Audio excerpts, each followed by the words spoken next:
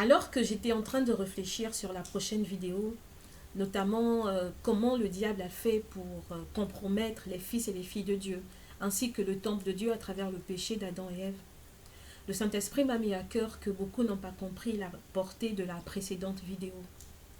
De ce fait, permettez-moi de vous l'expliquer en d'autres mots, et de manière brève, je l'espère. Donc, il s'agissait de voir la manœuvre que le diable emploie pour séduire les serviteurs de Dieu, notamment falsifier la parole de Dieu. Et le diable sait pertinemment que s'il se présente à nous sous les traits de Satan, sous les traits de celui qui nous veut du mal, à coup sûr, nous allons le chasser. À coup sûr, nous n'allons pas lui accorder le moindre crédit. De ce fait, que fait-il? Il décide de nous tromper, de nous séduire, sous le coup de l'apparence. N'oublions pas, il a dit « Je suis Dieu ». Donc, il veut prendre la place de Dieu. Alors, le diable, il se présente à nous sous une fausse apparence de Dieu. C'est-à-dire qu'on a l'impression qu'il s'agit de Dieu, mais il ne s'agit pas de Dieu, en vérité ou encore en esprit. Parce que, comme nous l'avons dit, le diable, il ne peut imiter Dieu que sous le coup de l'apparence. Il ne peut pas imiter Dieu selon que l'Esprit de Dieu est. Et donc, c'est la raison pour laquelle, par exemple, on voit dans les églises, beaucoup de personnes, elles ont donné leur vie à Jésus. Elles ont donné leur vie à Christ. Mais est-ce qu'elles ont donné leur vie au vrai Christ? Est-ce qu'elles ont donné leur vie au vrai Jésus? Parce que ne l'oublions pas, la parole de Dieu dit qu'il y aura des faux Christ. Il y aura des faux Christ. Ces faux Christ, c'est dans les assemblées. Ces faux Christ, ce sont des faux Christ qu'on leur a prêchés. Il y a beaucoup qui sont venus à Christ parce qu'on leur a dit que venez à Christ, vous aurez le mariage. Venez à Christ, vous aurez le travail. Venez à Christ, vous aurez la maison. Venez à Christ, vous aurez la gloire. Vous aurez les choses de ce monde. Mais est-ce qu'en vérité, même si je ne dis pas que Dieu est forcément contre ces choses, mais est-ce qu'en vérité, lorsque Dieu est mort, c'était d'abord pour qu'on ait ces choses? Ou Dieu est mort pour nous rapprocher de lui? Ou Dieu est mort pour que nous ayons une intimité avec lui? Dieu n'est-il pas mort pour que nous le connaissions, pour que nous nous réapproprions l'Esprit de Dieu que le péché d'Adam et Ève nous ont fait perdre? Il y a beaucoup, par exemple, on leur a dit que venez à Dieu, vous aurez ceci, vous aurez cela. Et donc, ils sont venus à Dieu un peu par intérêt, parce qu'ils voulaient avoir telle chose, ils voulaient avoir telle chose. Et le jour où ils ont prié et que Dieu ne leur a pas donné ces choses qu'ils ont demandées, ils ont estimé que ce Christ ou encore que ce Dieu qu'on leur avait prêché n'était pas le bon.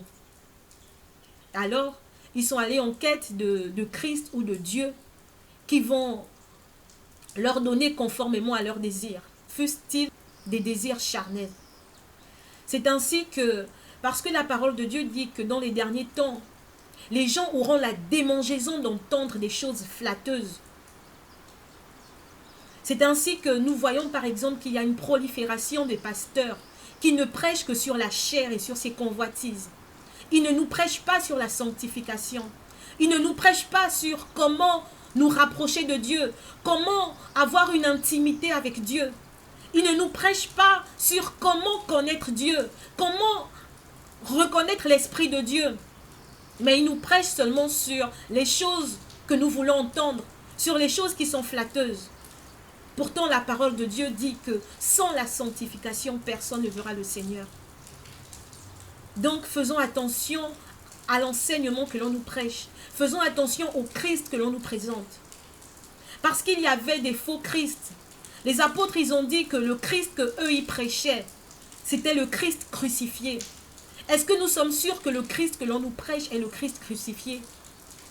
C'est la raison pour laquelle il est important que nous en venions à éprouver les esprits pour savoir si ce que l'on nous prêche, si la parole que l'on nous présente est vraiment la parole de Dieu. Parce que la parole de Dieu, elle n'est pas charnelle, elle est esprit et elle est vie. Ce n'est pas parce que la Bible nous dit que Christ est venu sous la forme, c'est-à-dire que la parole s'est faite chair. Cela ne signifie pas que non, Christ, il est charnel. Il est juste venu sous la forme. Mais quand on regarde la vie de Christ, Quand on regarde le témoignage de Christ, on se rend compte que non, indépendamment de tout, il est resté focalisé sur l'Esprit de Dieu. Il est resté spirituel parce que l'essence de la parole de Dieu, c'est d'être esprit et vie. L'Esprit de Dieu ou encore une vie qui est conforme à Dieu, qui est conforme à la vie de Dieu. Faisons attention. Faisons attention. Le diable, il connaît la parole de Dieu. Donc, ce qu'il fera, c'est que pour faire asseoir le faux évangile, pour faire asseoir la mauvaise parole, pour que nous épousions le faux Christ, appelé encore antéchrist, il va nous présenter la parole de Dieu. Il va par exemple nous donner un verset de la Bible. Mais la prédication qu'il va nous donner ne sera pas spirituelle. Elle sera seulement charnelle. La Bible nous dit que les désirs de la chair sont contraires à ceux de l'esprit. La Bible nous dit que tout ce qui relève de la chair est contraire à l'esprit. Les deux ne peuvent pas cohabiter. C'est la raison pour laquelle, lorsque le diable est venu tenter Jésus, nous allons le voir, si Dieu le permet, dans les prochaines vidéos. Lorsque Jésus a jeûné, Jésus avait faim. Et le diable vient le tenter, c'est pour savoir si, en vérité, Jésus... Quelle est l'identité? En fait, il s'agissait de que Jésus détermine quelle était l'identité qui prédominait pour lui. Est-ce que c'était l'identité charnelle? Donc, tout ce qui se rapporte à la chair, à ses désirs, à la convoitise, ou alors c'était les désirs qui se rapportent à l'esprit. Et n'oublions pas, Jésus avait faim parce qu'il était 100% Dieu, il était 100% homme. Jésus, il avait faim. Donc, ça veut dire que sa chair en lui manifestait, c'est-à-dire que non, on sait tous que quand on a faim, tout en nous nous pousse à manger. Et donc, le diable, il vient, il dit à Jésus, si tu es fils de Dieu. Donc, déjà, il veut un peu attaquer Jésus pour que Jésus lui prouve qu'il est fils de Dieu. Mais il dit à Jésus, si tu es fils de Dieu, fais en sorte que ces pierres deviennent des pains. Donc, un peu du style, si tu es fils de Dieu, nourris ta chair. Mais parce que Jésus, il sait que non, même s'il était homme, il est spirituel. Il est fondé d'abord sur l'Esprit de Dieu. Et que c'est l'Esprit, ou du moins, c'est l'identité spirituelle qui prédomine sa vie. Il a dit au diable que l'homme ne vivra pas de pain seulement, mais de toute parole qui sort de la bouche de Dieu. Comme pour dire que l'homme ne vivra pas seulement pour satisfaire ses désirs charnels, pour nourrir sa chair, mais il vivra de la parole qui sort de la bouche de Dieu. Et nous savons que la parole de Dieu, elle est spirituelle.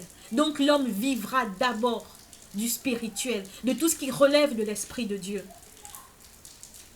Il y a beaucoup qui, parce que on leur a vendu un faux Christ. Je ne dis pas que Christ est contre le fait que nous ayons ceci ou cela. Mais ce que Dieu veut d'abord, c'est que quand nous venions à lui, ce soit d'abord pour lui. Pas pour les choses qu'on veut avoir. Ne venons pas à Dieu par intérêt. Parce que c'est la même chose que le diable il a fait avec Job. Job était un homme béni. Dieu ne lui avait rien refusé parce que Dieu il est tellement bon. Dieu c'est notre Père. Et il veut nous donner tout ce qu'il y a de meilleur.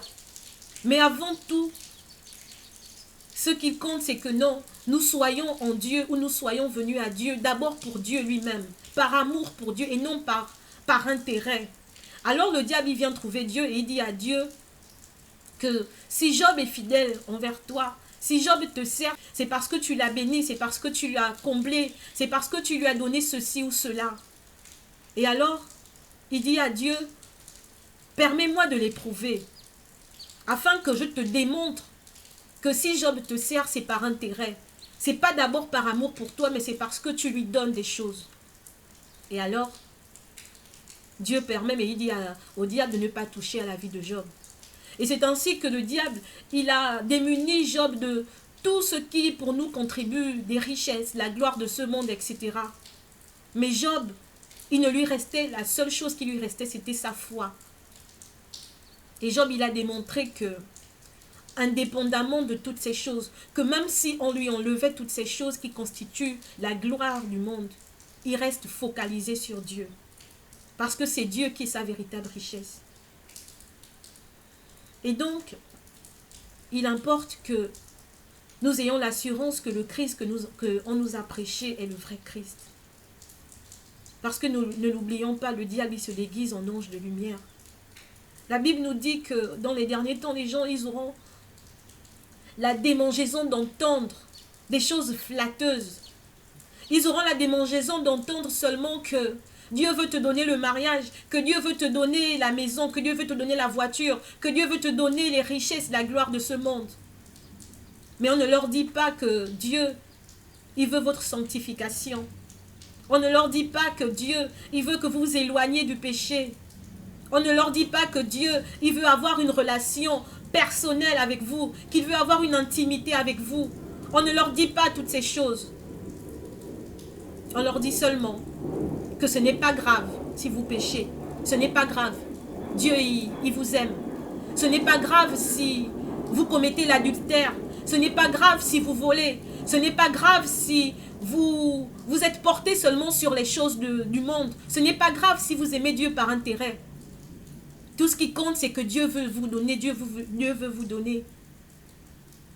On leur présente une fausse image de Dieu. On leur présente un faux Christ. Mais ce Christ que l'on leur présente, ce n'est pas le Christ qui est spirituel, c'est un Christ qui est charnel.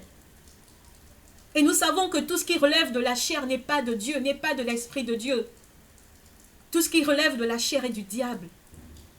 Et donc ils n'ont pas conscience que le Christ qu'on leur propose, qu'on leur présente, qu'on leur prêche, ou encore le Dieu, n'est pas le vrai, mais c'est le diable.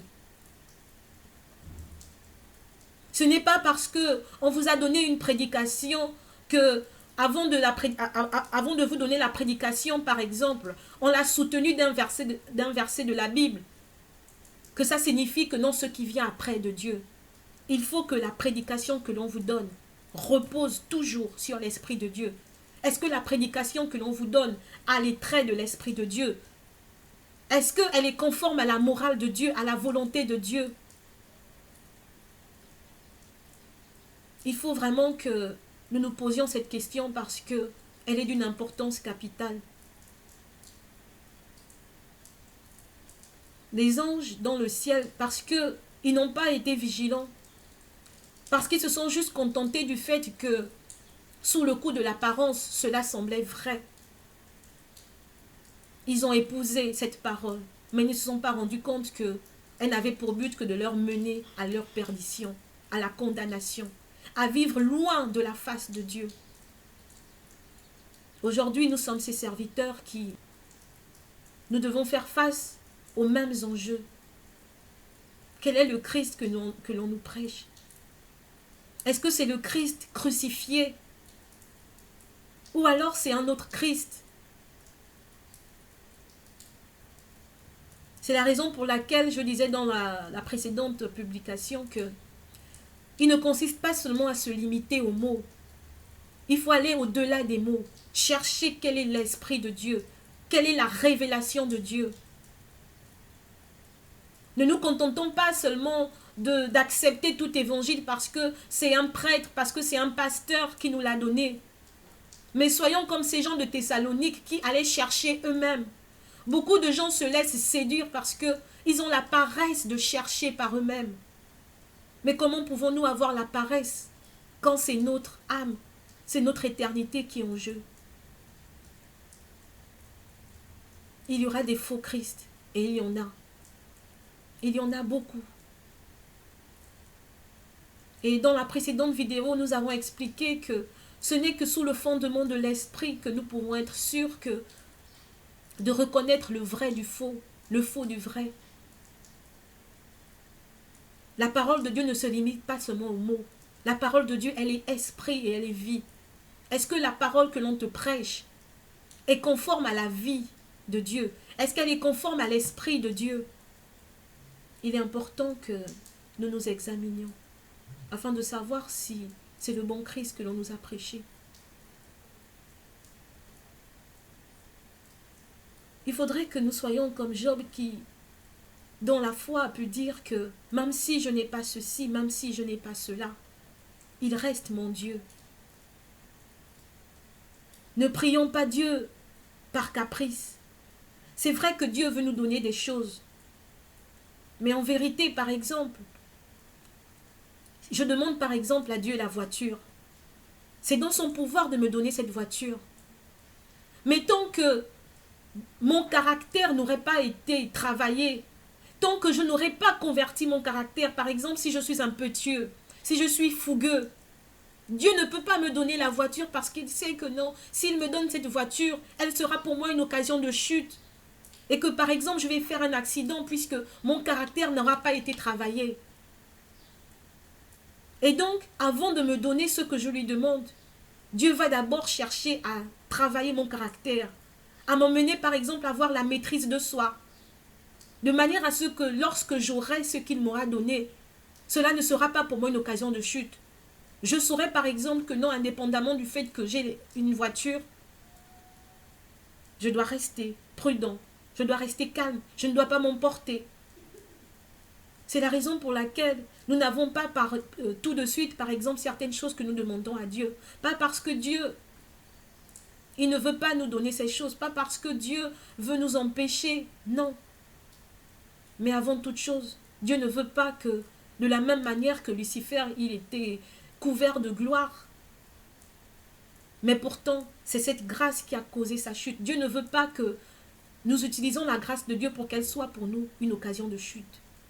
Et c'est la raison pour laquelle il importe que, avant telle chose, avant le mariage, avant ceci, avant cela, il doit d'abord travailler notre caractère. Mais beaucoup d'entre nous, parce que nous n'avons pas voulu que Dieu travaille ce caractère, parce que nous n'avons pas voulu que Dieu nous façonne d'abord conformément à son esprit, conformément à son image, parce que nous étions pressés, nous sommes allés chercher un Christ, qu'on nous a dit que ce Christ, il veut te donner tout de suite. Mais est-ce que ce Christ, il est le vrai? Est-ce qu'il est le bon? Est-ce que ce Christ, ou encore est-ce que ce Dieu est le vrai? Il ne suffit pas seulement d'accorder foi, comme dit la parole de Dieu, à toute parole. C'est pas parce que quelqu'un a dit Dieu, c'est pas parce que quelqu'un a dit Christ, c'est pas parce que quelqu'un a dit Jésus qu'il s'agit du vrai. Parce que le but du diable est de s'aimer la confusion. Le but du diable est de séduire. Et donc de ce fait, il sait que s'il se présente à nous sous ses traits diaboliques, nous allons le reconnaître et nous allons le chasser. Et donc, pour séduire les serviteurs de Dieu, il faut qu'ils se présentent à eux sous les traits de leur Dieu, sous les traits de leur Seigneur. Mais le diable ne peut imiter Dieu qu'en apparence. Il ne peut pas imiter Dieu en vérité. Et cette vérité-là, c'est l'Esprit de Dieu que le diable ne peut pas imiter.